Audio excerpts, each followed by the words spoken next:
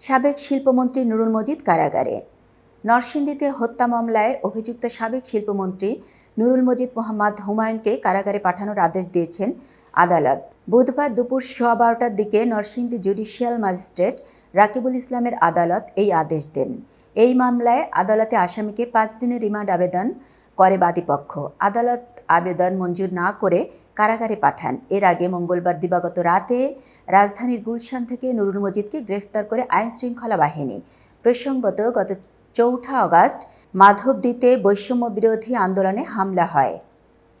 সেই হামলায় মাধবদীর শ্রমিক নেতা জাহাঙ্গীর হোসেন নিহত হন। এই ঘটনায় নিহতের বড় ভাই আমির হোসেন বাদী হয়ে 9 আগস্ট মাধবদী থানায় মামলা করেন। তারই পরিপ্রেক্ষিতে হত্যাকাণ্ডের অভিযোগে সাবেক মন্ত্রী নুরুল মজিদকে গ্রেফতার করা হয়। এতক্ষণ বার্তা বৈঠকের সঙ্গে থাকার জন্য ধন্যবাদ। নতুন নতুন তথ্য ও সংবাদ পেতে বার্তা বৈঠকের ইউটিউব চ্যানেল ও ফেসবুক পেজের সাথেই থাকুন।